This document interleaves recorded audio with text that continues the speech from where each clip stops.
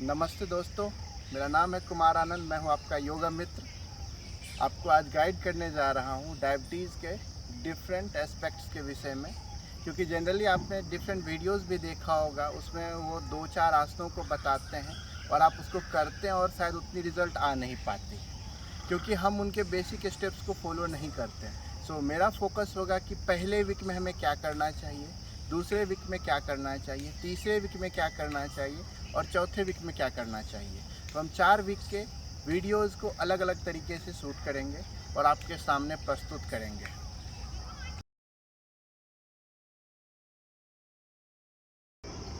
तो मित्रों, आइए हम आपको बताते हैं कि सबसे पहले कार्य क्या करना है हमें। सबसे पहला कार्य सुबह उठ के, जैसे मैं जिस जगह पे हूँ आप देख सकते हैं, हरे घास का एक मैदान है, हम पार्क के बीच में हैं और वहाँ पे मैं नंगे पाँव आपको हरे घास पे टहलना है 15 मिनट से 30 मिनट तक अपने क्षमता अनुसार आप टहलें। सबसे पहला और इम्पोर्टेंट टास्क यही आपको करना है। इसके बाद हम आसनों के और प्राणायामों के ऊपर जाएंगे।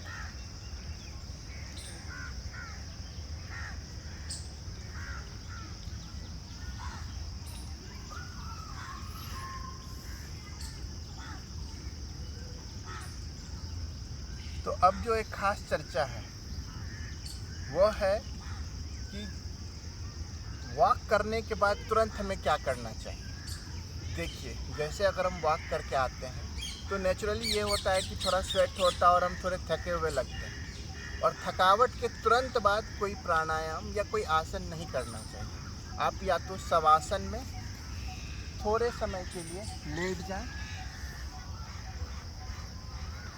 या आराम से बैठ जाएं और केवल अपने आँखों को बंद करके अपने हृदय की गति के ऊपर, श्वासों की गति के ऊपर ध्यान को केंद्रित करें।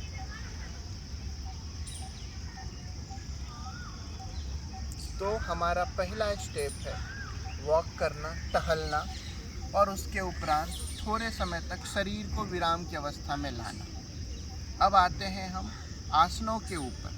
जो आसन हमारे पहले के स्टेजेस के लिए इम्पोर्टेंट है।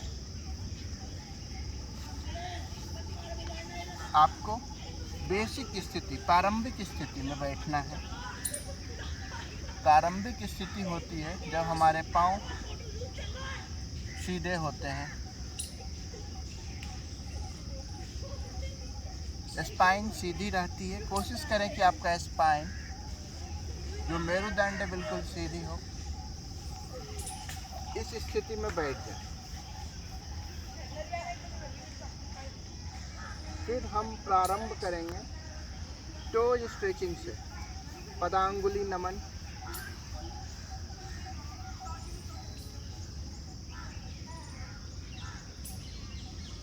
इसमें हम श्वास लेते हुए अप, श्वास बाहर निकालते नीचे की ओर,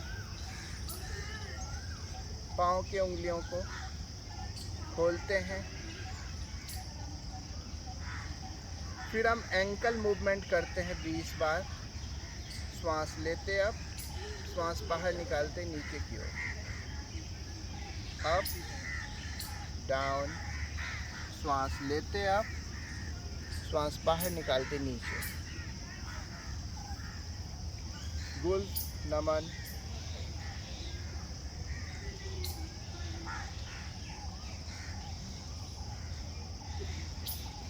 फिर आते हैं हम एंकल रोटेशन पे।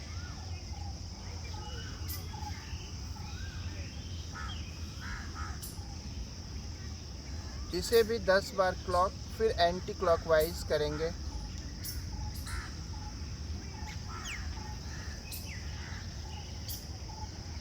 आधे में श्वास ले सकते हैं, आधे में श्वास बाहर निकाल सकते हैं।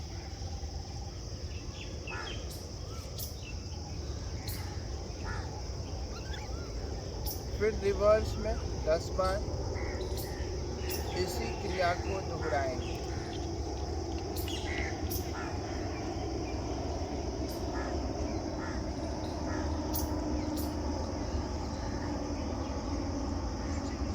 अब दोनों हाथों की उंगलियों को जोड़ेंगे घुटने के नीचे मिलाएंगे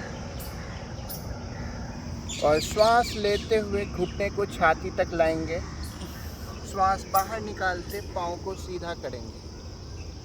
जानु नमन, जानु मतलब घुटना होता है, नमन यहाँ स्ट्रेचिंग को कह रहे हैं। संस्कृत शब्द है जिसमें हम घुटने को स्ट्रेच करते हैं। हम ये सारे आसन अभी जॉइंट ओपनिंग के लिए कर रहे हैं, जो आपको पहले वीक में करना है। जनरली ये होता है कि आप 3-4 आसनों को देखते हो और उनको ही करते रहते हो, और फिर जो रिज़ल्ट अपेक्षित होती है वो आपको मिल नहीं पाती है।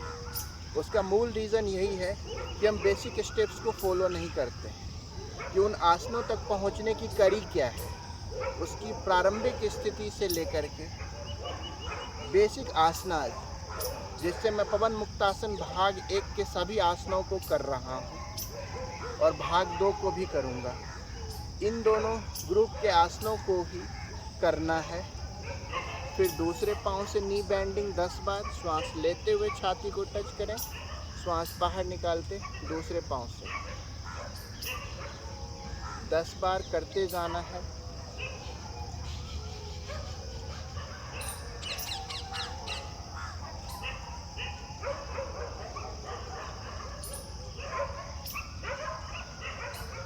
ये सारे आसन आपके जॉइंट को तो ओपन करते ही हैं, बॉडी में जो हार्मोनल इम्बैलेंस है उसको दूर करते हैं। अब इसके बाद दोनों हाथों को थाई के नीचे लॉक करते हैं, छाती से घुटना टच है।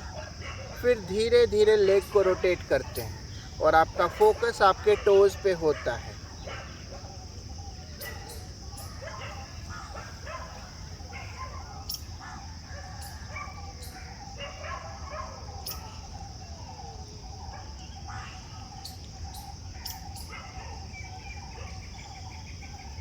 इसे भी 10 बार करेंगे। श्वास लेते हुए ऊपर, श्वास बाहर निकालते हुए नीचे। एक पूर्ण श्वास में एक पूर्ण वृत्त का आकार। फिर रिवर्स में श्वास लेते हुए ऊपर, श्वास बाहर निकालते हुए नीचे 10 बार।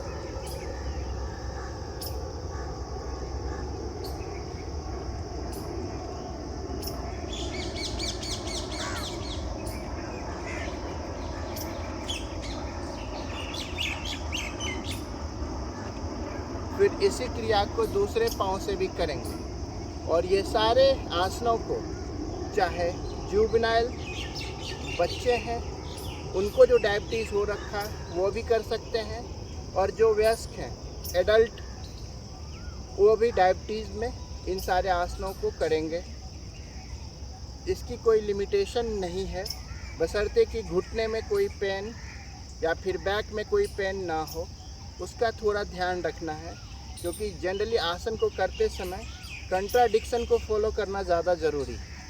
क्या करना है सबको पता है, क्या नहीं करना है वो बहुत कम लोगों को पता होता है। तो अपनी शारीरिक स्थिति को देखते हुए आसनों को करना है। हम उसके ऊपर भी एक वीडियो बनाएंगे कि किन व्यक्तियों को करना है, किन को नहीं करना है। अभी एक जनरल सा वीडियो है कि किन आसनों को हमें प्रारंभिक दिनों में करना है डायबिटीज होने के कारण। अब थोड़े समय विराम करें और प्रत्येक आसनों के बाद आपको खुद से एग्जामिन करना है कि आपकी श्वास बिल्कुल सामान्य स्थिति में आ जाए, तभी हम दूसरे आसनों को करेंगे। अगर हृदय की धड़कन या श्वासों की गति ज़्यादा तेज है तो उसे पहले सामान्य होने देंगे।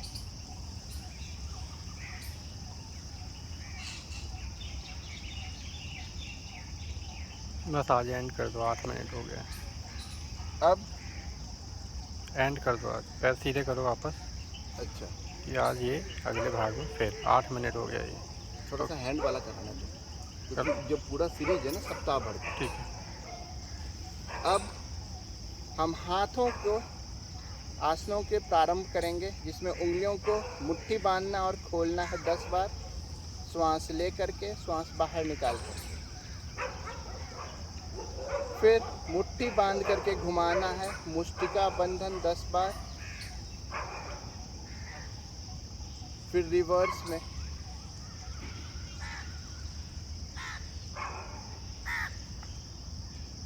फिर एल्बो बैंडिंग, कहनी नमन।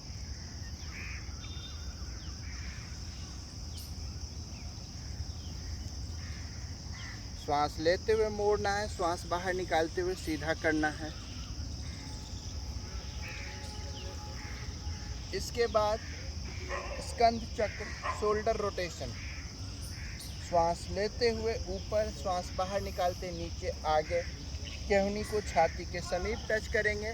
पीछे स्कैपुला जो हमारे शोल्डर ब्लेड्स है उसे टच करने की कोशिश करेंगे। इस तरह पूरे शोल्डर के एरियाज को ओपन करेंगे। इसमें हमारा लंग्स की कैपेसिटी भी इंक्रीज होता है, उनके चैम्बर्स खुलते हैं। फिर रिवर्स में सेम प्रोसेस 10 बार। श्वास लेते हुए आधा चक्र, श्वास बाहर निकालते आधा चक्र। तो एक रोटेशन में एक ब्रेथ, आधा इनहेल आधा एक्सहेल, 10 बार ये। और अब आखिरी आसन जो है नेक मूवमेंट, गर्दन के आसन। श्वास लेते हुए गर्दन ऊपर की ओर, श्वास बाहर निकालते नीचे की ओर, 5 बार। जिनको सर्वाइकल का इश्यूज है वो थोड़ा ध्यान से करेंगे, वो नीचे नहीं झुकेंगे, केवल मध्य से ऊपर की ओर। अब इसके बाद दाईं और बाईं तरफ ट्विस्टिंग करेंगे नेक को। ग्रीवा संचलन आसन। ग्रीवा गर्दन को कहते हैं, संचलन चलाने की क्रिया है और उस आसन को हम कर रहे हैं। इससे शरीर का सारा स्ट्रेस, सारा तनाव दूर होता है और डायबिटीज में एक इम्पॉर्टेंट एस्पेक्ट है, फिर पूर्ण करेंगे, कि तनाव निरंतर बना रहता है। हमारी जीवन शैली एक महत्वपूर्ण अंग है डायबिटीज़ को बनाए रखने के लिए। अगर हमारा जीवन शैली खराब है तो डायबिटीज़ में आप मेहनत करेंगे, फिर भी थोड़ा फल मिलने में समय लगता है। लेकिन अगर आपने सही तरीके से अपने जीवन शैली को एक रास्ते पर लाने का कार्य किया है तो आपको रिज़ल्ट बहुत ही कम समय में प्राप्त हो सकता है। हम जनरली लोगों को बोलते हैं कि योग और योगाभ्यास के माध्यम से 6 महीने के अंदर लगभग डायबिटीज़ को ख़त्म किया जा सकता है। लेकिन अगर आपका डेडिकेशन पूरी तरह से बिल्कुल सही हो तो इसे और जल्दी भी ख़त्म किया जा सकता है। ये हुए आसन। अब हम केवल 2 प्राणायाम करेंगे जो सबसे इम्पोर्टेंट प्राणायाम है। एक है नाड़ी शोधन। 2 उंगलियां भूमध्य में, अंगूठे और रिंग फिंगर को अपने नोस्ट्रल को क्लोज और ओपन करने के लिए लगाएंगे। यहाँ जब हम भूमध्य में लगाते हैं, जिसे आज्ञा चक्र का क्षेत्र कहते हैं, तो हमारी ध्यान स्वतः ही यहाँ पहुँच जाती है। कई लोग आपको प्रणव मुद्रा में भी बताएंगे, वह भी ठीक है, लेकिन उस समय हमारा माइंड डेविएट होता है। उस डेविएशन को कम करने के लिए हम नासाग्र मुद्रा का प्रयोग कर रहे हैं। दोनों उंगलियां भूमध्य में,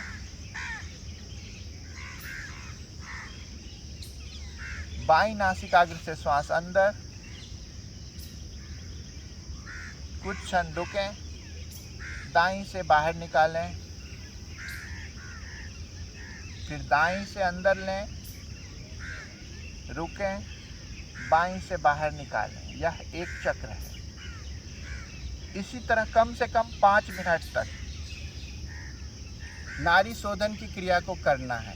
ध्यान रखना है कि स्टार्टिंग में फोर्सफुलनेस नहीं होगा। जितना आप श्वास लेंगे उतना ही आप श्वास बाहर निकालेंगे और जितना पुनः लेंगे उतना ही बाहर निकालेंगे। मतलब रेशियो 1:1 होना ज़रूरी है, ध्यान रखिएगा। पहले सप्ताह में कोई छेड़खानी नहीं, श्वास 1:1। और दूसरा इम्पॉर्टेंट प्राणायाम है भ्रमरी। 2 तरह से करते हैं हम, बिल्कुल सिंपल स्टेप में करेंगे, शंखमुखी मुद्रा का प्रयोग नहीं करेंगे। केवल उंगलियों से ये कान की जो ऊपर का टॉप है इसको लॉक करेंगे। दोनों कानों को, हमारे होंठ आपस में टच है, लेकिन दोनों जो टीथ है, जो दांत है, वो आपस में जुड़े हुए नहीं हैं। वह बिल्कुल आरामदायक स्थिति में है। गर्दन थोड़ा सा ऊपर की ओर टिल्ट, लंबी गहरी सांस अंदर लें और भ्रमर की तरह गूंजना है और ध्वनि को नाक से बाहर निकालना है। कम से कम 10 मिनट इस प्राणायाम को करेंगे।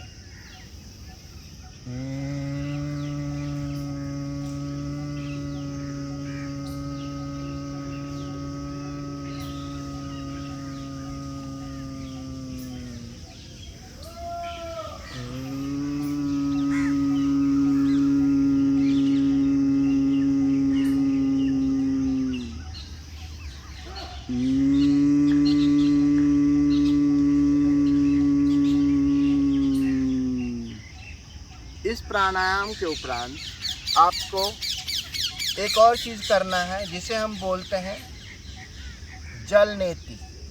ये आप या तो सुबह में करें, अगर आप सुबह में वॉक के लिए जा रहे हैं उससे पहले करके जाएं। उसमें क्या होता है, एक नेति पॉट होता है, उसकी भी वर्णन हम कई अगले वीडियो में बताएंगे या दूसरे वीडियो को आप देख सकते हैं। उसमें हम एक नाक से श्वास में भरते हुए पानी को डालते हैं और मुख से श्वास लेते हैं और दूसरे नासिकाग्र से पानी की जलधारा नीचे गिरती जाती है।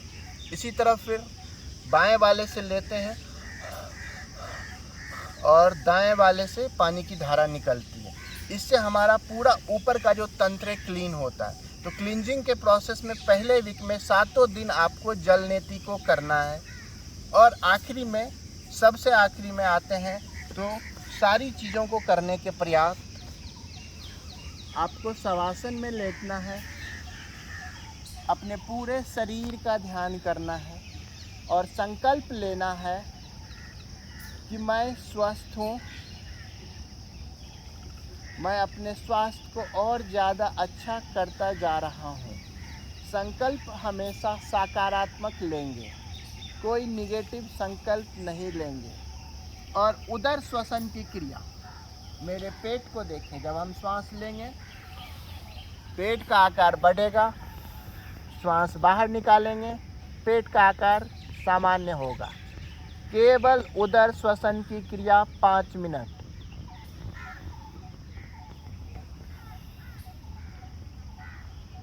इस क्रिया को दोहराएंगे। सो ये है पहले सप्ताह में किए जाने वाले आसन, प्राणायाम, रिलैक्सेशन और डिटॉक्सिफिकेशन में जल नेति की क्रिया। इसको आजमाएं और आपके साथ जो भी घटनाएं घटित होती है आफ्टर 7 डेज उसको कमेंट के रूप में लिखकर बताएं या हमें ईमेल भी कर सकते हैं। धन्यवाद। हरिओम तत्सत।